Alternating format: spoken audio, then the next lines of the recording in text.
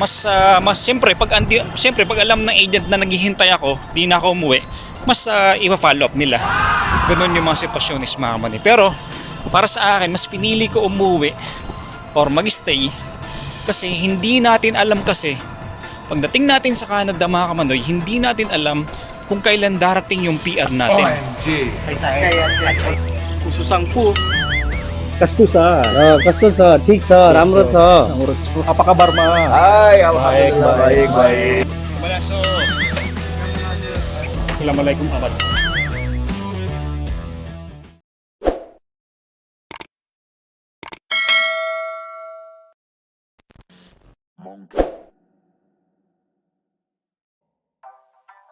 Ay, wah!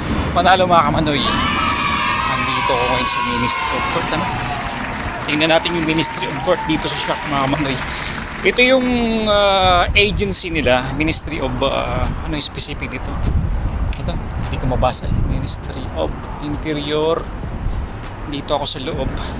Hindi ko alam kung ito. Yan yung Ministry of Court nila. Ayan, the Central Agency for Information. Ito naman sa IT Department Agency. Ito naman sa Korte. Dito ako sa lobby nila. I mean sa ground. Ito yung pag may problema kasi dito sa Kuwait mga kamanoy, especially sa visa, ito yung usually pinupuntahan. Itong building na to dito sa Shark. Actually sa kada governorate dito, kung sa Pilipinas is parang bayan, dito ang tawag is parang governorate yan. It composed of different barangays, parang ganun siya. Ngayon, ang problema natin, ang kwento ko ngayon, bakasyon or Canada. Kasi namili ako eh. Pwede rin ako kasi mag-stay na.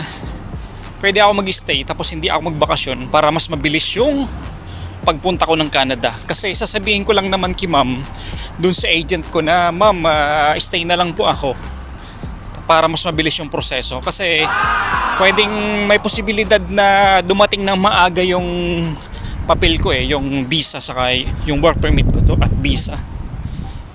Yan, ganda. Lipo tayo ng konti para makita nyo naman yung kung ano itsura ng Kuwait. Anong klase merong mga buildings andito. Yan. Nasa Kuwait City ako mga kamanoy, heart of the city. Mas pinili ko yung magbakasyon muna, even though na mas mapapabilis, mas posibilidad na mas mapapabilis yung yung proseso ko. Kasi pag hindi kasi ako nagbakasyon sa mga papunta ng Canada, marami akong past videos na correlated siya yung mga videos ko sa yung mga journey ko papunta ng Canada, yung mga struggles ko, yung mga barriers, yung mga challenges ko at bakit ako nag-apply at awan ng Diyos na-hire ako mga kamanoy at on the way na nga ako, maybe nasa 80% na ako. Tuloy tayo sa bakasyon kasi pwede akong hindi magbakasyon kasi mas sasabihin ko lang na andito ako naghihintay kumpara kasi na uuwi ako sa magbabakasyon ako, kumpara kasi na magbabakasyon ako i-hold, parang confident na hindi i-follow up ng agent ko asikasuhin ng todo yung yung processing ko. May posibilidad na ganun mga kamanoy kasi nga basa ko dun sa Mr. Google na ang proseso ng work permit is 4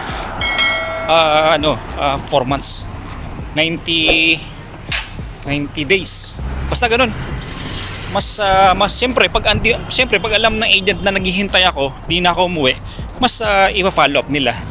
Ganun yung mga sitwasyon is mga kamanoy. Pero para sa akin, mas pinili ko umuwi or mag-stay kasi hindi natin alam kasi pagdating natin sa Canada mga kamanoy, hindi natin alam kung kailan darating yung PR natin. Ang PR yung permanent residency, yun yung manoy na pag once na PR ka kasi, pag nagkaroon ka ng PR residency, alam ko maraming proseso pa ang dadaanan eh. Yan, Kuwait City mga kamanoy. Pakita natin. Konting intermission yan. Marami kasing proseso ang dadaanan ng pagkuha ng PR. Unang-una, kung papayagan ka ng company mo na bigyan ng PR, Kasi may mga napapanood ako na matagal na sa isang company or may mga company na hindi nagbibigay ng permanent residency ng papel, mga kamanoy. So sana sa pupuntahan ko sa company ko mag-release sa akin yan. In terms of release dito sa Kuwait, pag ang isang company gusto kang ibigay sa iba or gusto kang magkaroon ng local hiring, ma-avail mo yung local hiring, ang tawag dito sa amin release. Yan. Parang ganun sa Canada na mabigyan ka ng PR.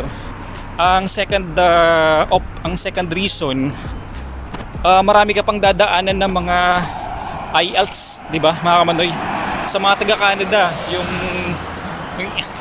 International English Literacy, ano ba yun? Training, ganun. Basta IELTS. Yun yung mga dadaan mo pagdating doon, mga kamanoy. Tapos ano pa ba? Basta yun. Kaya kung pinili na magbakasyon, kasi pagdating nga doon, hindi natin alam kung kailan darating yung PR natin. Yan. It's maybe hindi ako magkaroon ng PR at matagalan ako doon. Kasi pag hindi ka nagkaroon kasi ng PR, mga kamanoy, di ko alam kung pwede ka umuwi ng Pilipinas. Yan. Sa mga taga-Canada, pag wala ka bang PR, tanong ko sa inyo, pag wala ka bang PR, pwede kang magbakasyon? Kasi parang alam ko hindi ata Yun, hindi ako sure mga kamay. Hindi ako sure kung pag wala ka pang PR pwede kang magbakasyon. Yan.